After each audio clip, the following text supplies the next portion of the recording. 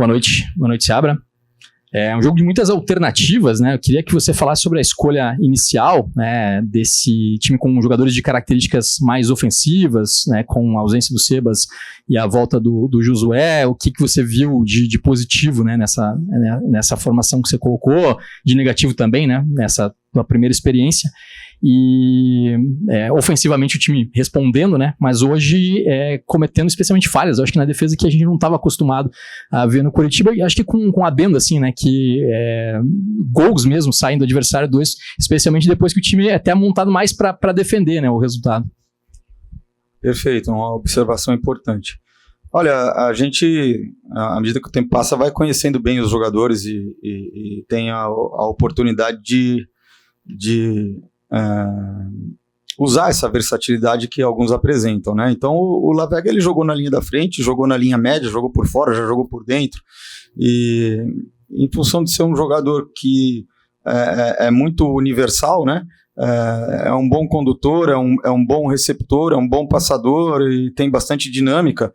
A gente entendeu que ele poderia fazer esse médio com uma certa profundidade por jogar do lado esquerdo, inclusive, né? Fazendo os movimentos que ele e o Seba fazem muito bem como médios da esquerda e com uma boa dinâmica. Então era uma aposta em ter um time que fosse capaz de ter uma boa construção no campo todo, como a gente conseguiu ver em alguns momentos, até na primeira construção do jogo a gente já cria uma chance muito boa, e um time que pudesse ter mais controle no campo do adversário e que para ser eficaz defensivamente iria depender de um trabalho coletivo coordenado, tá certo? Às vezes, quando a gente olha assim as vitórias, elas também podem esconder algumas coisas, se você não for assim bem criterioso. Então, no primeiro tempo do jogo contra o Cruzeiro, nós tivemos muitas dificuldades defensivas marcando baixo, né? E hoje a gente teve, em alguns momentos, de uma forma com menos volume, nós também apresentamos algumas dificuldades. E aí são dificuldades de coordenação defensiva que acontecem principalmente por uma falta de treino, né? Embora esse pessoal tenha jogado contra o Cruzeiro, no sábado eles fazem um treino parcial, no domingo tem o jogo pelo Campeonato Paranaense contra o Cianorte, e eles acabam não tendo treino, tá certo? Na segunda-feira tem um primeiro treino que dá uma ideia geral do jogo, e tem realmente o treino estratégico um dia só para o jogo. Então a gente teve um pouquinho menos de dias do que a gente teve para preparar o Cruzeiro, que a gente teve 3 dias, 2 aquisitivos, um dia mais só para o estratégico. Então eu acho que essas dificuldades de coordenação, elas estão muito associadas à característica do início de ano, né? Um início de ano que está tendo os jogos do estadual atravessando, também não temos podendo otimizar todo o tempo que a gente pode ter, e aí em alguns momentos o jogo fica um pouco mais aberto, e acho que isso está sendo uma característica geral, não só do jogo de hoje, mas de muitos jogos que você pode ver no Campeonato Brasileiro. Então muitos jogos com placar elástico, muitos jogos 2-2, 5-3, quer dizer, acho que aquilo que a gente está vendo um pouco também na nossa equipe tem sido característica de outras partidas, e acho que específico desse começo de ano, com o brasileiro também começando tão cedo. Eu duvido que com o passar do tempo nas competições e com as equipes ganhando mais consistência no seu trabalho, os placares continuarão assim tão elásticos. Seabra, boa noite. Na partida contra o Cruzeiro você falou muito sobre a questão da coragem. E hoje não faltou coragem desde o momento que você escalou a equipe. E apesar do empate fora de casa não ser um mau resultado, o contexto acabou ficando um pouco indigesto. Eu queria te perguntar se você considera que a forma que acabou acontecendo o resultado e até mesmo os erros individuais seriam ali, entre aspas, a dor do processo? Eu acho que é a dor do processo, acho que está dentro desse contexto que eu comecei a minha resposta, ou que eu terminei a minha resposta anterior, né? A equipe realmente veio para jogar fora de casa, buscando disputar o controle do jogo, tanto ofensivo quanto defensivo, e num momento em que ainda é muito início de trabalho, e aí tem situações que acabam sendo mais volumosas do que normalmente são, e isso acaba também expondo um pouco os jogadores a situações que podem proporcionar, em algum momento, algum tipo de erro, pelo volume que elas acabam acontecendo, né? Então, acho que está dentro dessa característica do início do trabalho. Nós conseguimos assimilar muitos momentos difíceis nesse jogo, ele teve muitas alternâncias, eu acho que esse é um grande mérito que a equipe teve na partida. O próprio 3-1 é um momento de superioridade nosso, mas coroado com muita eficácia, né? Mas, vendo o jogo do ponto de vista do que a Chapecoense jogou e produziu, e também teve mérito, a gente sabia que era um jogo que ainda estava em aberto, tá certo?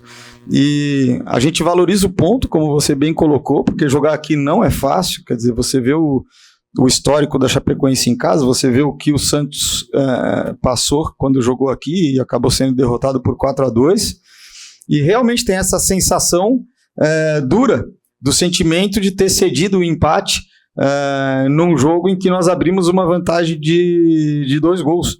E com certeza é uma situação que nós temos que tirar os aprendizados para conseguir ser defensivamente mais eficaz nesse tipo de circunstância. E é uma característica de jogo que segurar esse resultado era diferente do Cruzeiro, porque o Cruzeiro elaborava muito para fazer um ataque. E a Chapecoense atacava de forma muito mais direta e com bolas, muito mais jogo aéreo, né? Então, foi um cenário que trouxe algumas dificuldades diferentes. Até o terceiro gol tem um pouco ali de acaso envolvido, de sorte, mas é uma jogada vertical em que esse tipo de situação, de um desvio, pode acontecer e acaba rompendo uma última linha de uma forma um pouco inesperada, sem tanto controle, tá certo? Então, são dificuldades que são específicas desse jogo. A gente sai sim com esse sentimento aí de que a gente estava muito perto de ganhar os 3 pontos pelo placar que construiu e acabou deixando escapar nesse tipo de circunstância, mas eu acho que é algo para a gente aprender com essa experiência, para que nesse tipo de cenário de jogo a gente também consiga ser mais efetivo para sair com os 3 pontos, algo que num cenário diferente contra o Cruzeiro a gente foi feliz. Seabra, boa noite. Curitiba nesses 2 jogos teve muita força ofensiva, tanto é que fez 5 gols fora de casa. A gente sabe que fazer 5 gols dentro de uma Série A não é fácil. Conquistou 4 pontos de 6, queria que você fizesse um recorde, né, a respeito desses 2 jogos que o time fez fora de casa, pensando no futuro dentro da competição também. Olha, isso é sinal do crescimento que a equipe está tendo, mesmo diante desse cenário aí, onde é difícil desenvolver a consistência que é necessária, e isso é um sinal muito importante da capacidade da equipe de pontuar na competição. A gente tem que continuar seguindo nesse caminho e buscando os ajustes defensivos que são necessários, porque existe um equilíbrio, né? É importante que tenha um equilíbrio. Se você só joga defendendo só na sua área, vai ser muito difícil você gerar chances de gol. Quer dizer, você conseguir muitas vezes fazer uma contenção um pouco mais média, um pouco mais alta, pode te gerar um fruto ofensivo também importante, né? E se vocês forem ver, nas situações do bloco mais baixo que a gente acabou sofrendo o primeiro e o terceiro gol hoje, e não nas situações do bloco mais alto. E isso é algo um pouco diferente daquilo que a nossa equipe vem apresentando, mas isso se deve muito às peculiaridades e à especificidade da forma de jogar da Chapecoense, né? Trouxe realmente dificuldades, nós nos preparamos para elas, conseguimos em muitos momentos neutralizar e fazer o nosso jogo e impor o nosso jogo. Em outros momentos o adversário é que conseguiu ser um pouco mais dominante. Boa noite, Seabra. Como tem sido esse trabalho de gestão para tomada de decisão, momento de poupar, quem poupar, conciliando o estadual com o Série A do Campeonato Brasileiro? E também o tipo do gramado, na tua opinião, influenciou ou não no jogo de hoje?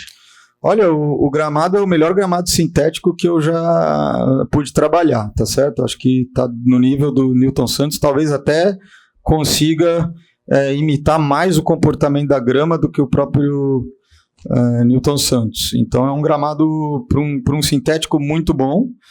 O ideal é sempre um gramado natural muito bom, porque protege mais os atletas e porque traz um comportamento da bola, que é o comportamento do futebol, mas é o melhor gramado sintético que eu já joguei. Então acho que isso é um ponto importante da gente colocar. E a gente vai jogar muitos outros jogos em gramados assim durante a competição, isso está presente no futebol brasileiro. Então, se em algum momento isso foi um problema, isso não pode ser uma desculpa, porque a gente tem que estar preparado para conseguir desempenhar bem, porque a gente vai buscar ponto independente do local que a gente jogar. Tá certo? Qual foi a segunda parte da pergunta?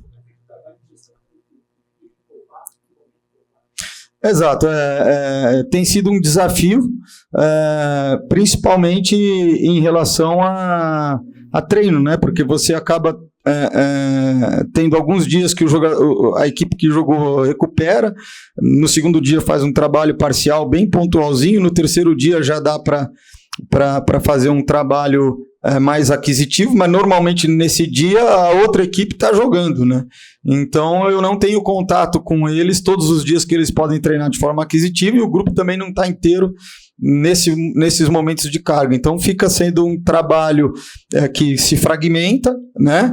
E que ele acaba acontecendo na totalidade quando todos estão juntos na preparação de jogo e no dia de jogo.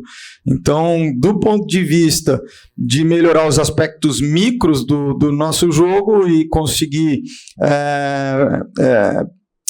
otimizar a aplicação deles no contexto macro, fica bastante desafiador, é mais prejudicado. Agora, os jogadores têm tido o mérito de, mesmo com um treino estratégico, já conseguir aplicar coisas importantes para os jogos que a gente tem preparado, e aí cabe a nós o desafio de proporcionar a consolidação de um repertório, garantindo a retenção com tão pouca prática, tá certo? Mas a gente está preparado para ir criando aí a nossa videoteca e consolidando as coisas, porque assim a gente ganha tempo na preparação de confrontos similares.